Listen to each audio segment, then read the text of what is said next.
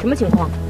看体征，死亡时间不短了。警方在一个半山腰上发现了一具无名女尸，死者为25岁左右女性，身体由于撞击形成大量淤青，死者后脑枕骨处有一处伤口，怀疑是钝器所伤，分析为非金属圆柱形棍棒顶端造成。左大腿内侧有一处方形表皮缺损。综上所述，应该是一起凶杀案。然而女尸面部遭到破坏，身上和现场没有找到任何证件。警方首先根据骨骼轮廓模拟出几幅死者画像与近期失踪人口进行对比，但是却没有发现相匹配的人员，所以暂时还没能确认死者身份。负责案件的温队看着模拟画像，百思不得其解，忽然脑海里冒出一个想法：死者会不会整过容？果然，经过法医再次检测，确认死者面部有削骨的痕迹。于是根据骨骼的整容部位，按照可行性角度进行测算后，运用3维 CT 的方式重建了颅骨的3D 模型。再次进行模拟画像后，终于发现了与之匹配的失踪人员。此人名叫赵红，但是整容后改名为曹月，开了一家网店，主要经营内衣和包，平时经常在网上直播带货，也算是个小网红。随后，警方在其住所发现了一张合照以及一份整容资料。根据资料，警方首先找到了这家整容医院。据整容医生王志交代，他给曹月做过3次整容手术，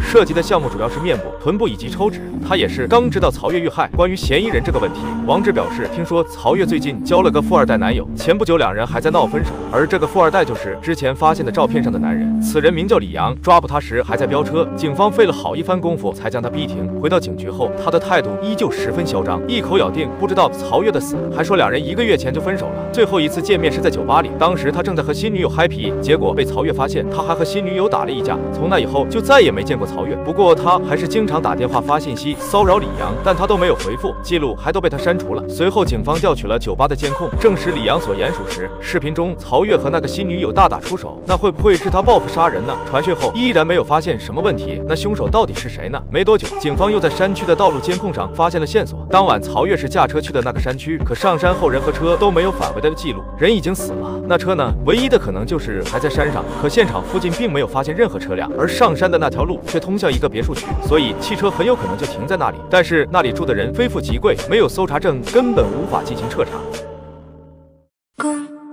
一具女尸在半山腰上被发现，根据法医的初步检测，确认死者的致命伤是后脑枕骨处的钝器伤。警方将嫌疑人锁定在其男友身上，此人嚣张至极，一口咬定2人早就分手了。但警方还是通过案发当日的道路监控发现了端倪，因为死者的汽车驶入山区后没有返程记录，而那条路是通向一个别墅区的。刚巧男友李阳在那里就有一套别墅，于是警方就再次传唤了他。面对种种证据，他承认最后一次见曹月不是在酒吧，而是案发当晚。那天曹月来别墅找他，说不同意分手，可李阳死活就是要甩了他，因为他发现了曹月整容前的照片。作为一个风流的富二代，自然不能容忍。可曹月就是不肯放弃这个好不容易钓上的富二代，还说为了他都做了5次整容了，花光了所有积蓄。当时李阳十分不耐烦，但闲着无趣，送上门的猎物放走了，怪可惜的，就拿出了一瓶神奇饮料，说喝光了就同意和好。接下来就发生了令人厌恶的事情。据李阳交代，那瓶饮料就是催情剂。再后来曹月不见了，李阳还以为他可能是喝嗨了，车没开就走了。李阳的陈述虽然有很多漏洞，但现有的证据只能说明他下了药，而且曹月自愿的成分更大，所以就又把他给放了。但是警方敏锐的发现了一个问题，就是李阳说曹月整容了5次，可当时整容医生却说他整了3次，那医生为什么要隐瞒呢？而且医院的就诊记录也只有3次，如果真的是5次，那又是在哪里做的呢？法医小米说也有可能是在其他医院做的，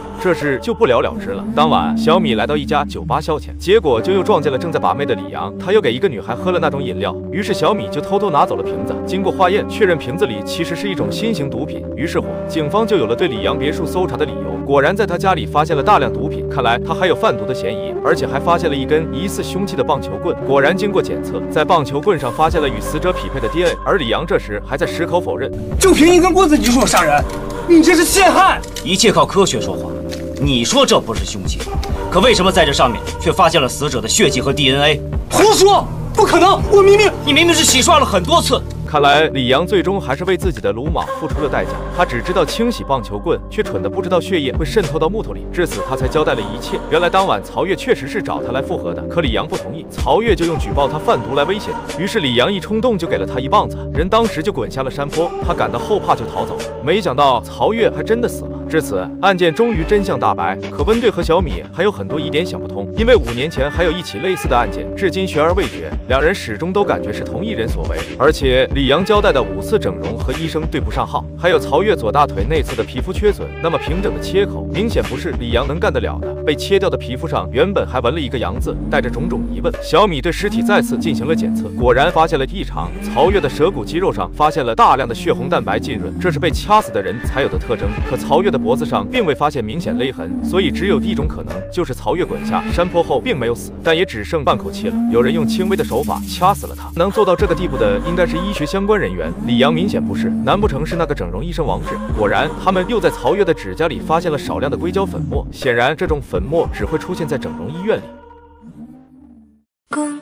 一具女尸在山坡上被发现，经过重重调查，最终男友亲口承认用棒球棍击打死者头部，导致其滚下山坡而亡，案件就此告破。可法医却在死者的舌骨肌肉上发现了大量的血红蛋白浸润，这是被掐死的人才有的特征。经过再次检测，在死者指甲中又发现了少量硅胶粉末，而且之前尸检时，法医忽略了死者多次整形的因素。这次他们注意到死者体内的整形成分并不是市面上的主流激素，而且尸体多处有明显塌陷迹象，也就是说，死者生前整形时，医生对他使用了违规激素，整形明显也失败了。所以真正杀死死者的头号嫌疑人应该是他的整容医生王志。可当他们找到他的时候，他表现得很从容，一个劲的恭喜警方破案，也为曹越沉冤昭雪而感到兴奋。警方毕竟也只是怀疑，没有证据，所以不能拿他怎么样。可这时医院里忽然有个女人大闹，说女儿在这里整形失败了，人也找不到了。王志的解释是，不是每一次整形都十全十美，不满意的有很多，偷偷躲起来攒整容费的也不少。对此，警方抱有怀疑态度，于是便找到了这个大闹医院的女人，得知她女儿名叫邓露，而主治医生就是王志。于是警方就调查了一下王志，果然有一个重大发现，他去年在药监局对一种新型整容药剂被过案，王志把其命名为维纳斯，但是因为副作用太大没有通过。而曹越尸体里发现的违规激素成分和维纳斯一模一样，看来王志一直没有放弃这个维纳斯，而且在偷偷给整形者使用。另一边，温队也调查出王志患有严重的脑肿瘤，很可能已经时日无多了。而这个节骨眼上，邓露失踪多半是被王志拐走了，为他的维纳斯计划做最后的努力。但是他秘密手术的地址在哪里呢？温队想到整形肯定会用到大量相关物资，查一下物流信息，或许能查到地址。就在这个时候，去医院看望父亲的小米无意间看到了王志，原来他是脑瘤药没有了，不得已出来买药，被小米发现。小米一路跟踪他来到了发现曹越尸体的那座山上，途中还通知了温队，警队立马全员出动。可先行一步赶到的小米却被王志给发现了。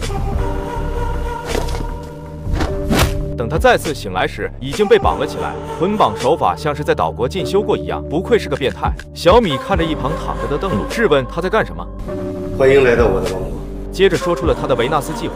他认为维纳斯是最先进的整形药剂，但需要进行多次临床试验。前几次虽然失败了，但曹越已经很接近完美了，所以他坚信最后一次的邓露一定能成功。可眼下被小米发现了，他决定不能浪费，也要对小米进行一次试验。小米质问他到底害死过几个人，他却云淡风轻地说5年前就开始了。小米立马意识到5年前那起悬而未决的类似案件就是王志干的，接着便问他是怎么杀死的曹越。事已至此，他也没有隐瞒，说那天无意间看到曹越和李阳在吵架，没想到李阳竟真的下了死手。李阳走后，他爬下山坡查看，看着自己的作品被破坏的体无完肤，崩溃之下，索性掐死了他。而硅胶粉就是那个时候曹越从他裤腿上抓到的。至于那块缺损的皮肤，他不能让自己的作品带着别人的名字离开，于是就给割了下来。交代完这些后，他决定先从小米这个送上门的试验品下手。关键时刻，温队及时赶到了。